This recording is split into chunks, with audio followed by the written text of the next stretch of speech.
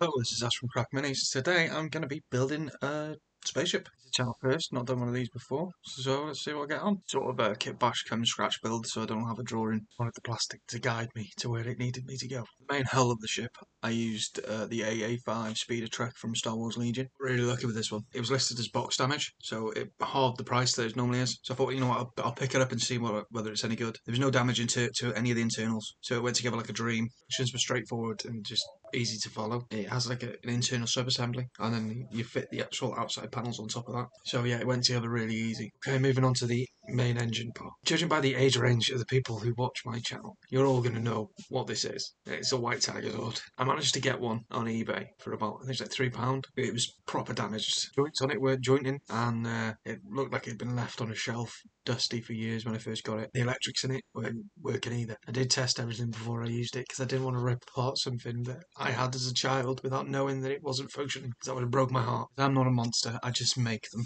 I will say one thing, these 90s Zords have got some banging parts in them. There are a few choking hazards, obviously. It's just a sign of the time they were made. They've got some really interesting shapes as well. So if you've got any toys from the 90s that are wrecked, I'd definitely think about using them in scratch builds. Finally, the turret. I wanted this thing to have some armament, but I wanted it to be unconventional. And I happen to have a bunch of these Meng toon tanks from the World War II set. The scales on these things are all over the place, but I managed to find one that was pretty close to 28mm. Fun little builds, and they're good for if you're introducing someone to the hobby. They're also push fit, so no nasty glue hands like I get in this video. Sorry about all the close-ups on that. I didn't realise I'd got that much on me until I was zooming in. And now we're at the painting. See, this thing was that easy together that it only took me 3 minutes real time to build. I'm joking. It took me 4 days. But I edited it down to 3 minutes because for this episode, I'm actually going to be talking about the painting. Someone mentioned in the premiere for the last video that I should at least give it a go. So here I am, trying my best. Started off by spraying the whole thing white. The reason I did this is because I was going to undershade with the airbrush. Most people do a zenithal highlight. Well, you see it a lot on YouTube just because it looks better on camera. But with undershading, because you spray it over the top to such light coats with the airbrush, it shows through in darker patches. This is so that I'd know where to add more details for damage later on. The reason I use the airbrush is not only because of this undershading, but also because on vehicles, because they're large spaces with not a lot of detail on them, and you have a tendency when using a brush to leave brush strokes, and this can affect the way the model looks when it comes to applying washes and things like this. Also makes them look more like toys, whereas if you use the airbrush, it gives you a smoother finish, and that'll help you later on. Sorry, I rambled on a little bit then and got past the part where I wanted to start talking about how I painted each individual part of this. So for the colour scheme, I wanted to go for blue, green and red. Blue and green work well together, and red stands out on its own, so I wanted to use that for the engines. When it comes to painting these big patches, I was quite lucky with this because it's panels. So what I did was I painted over the whole thing in a darker shade and then added a couple drops of white, mixed that together and hit the middle of each of those little panels just to give me that natural shading that you'd get just from applying a wash. And then when I do apply the wash, it accentuates that. Oh, so you may have noticed that I sprayed the engine yellow, then I put the red on top. This is just because that makes the red pop a bit more.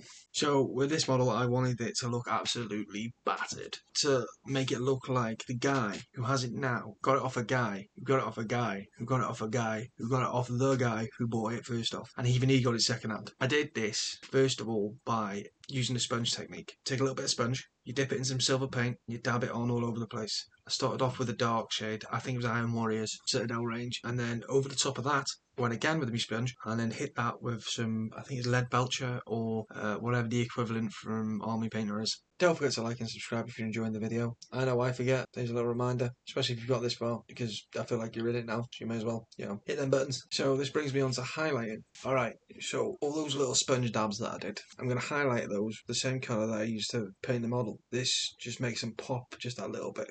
I'm personally not the best at this technique. I mean, there are some other YouTubers that do a much better job of this. Personally, I'd check out Dan Does. He shows you exactly how it needs to be done. I also took the opportunity to touch up some of the edge work that I missed while I was airbrushing. And then after that, I painted every single little piece of EVA on this model that I used to hold everything together silver. Iron Warriors again, before anyone says it in the comments. I completely forgot to do the rivets on this. I was that into building it and getting it ready for painting that I completely forgot them rivets. So I'm sorry, I'm apologising. I completely forgot them. I think the worst part is that I've only just realised this now. watching it back, and I've had this painted for the last few days, so yeah, gutted.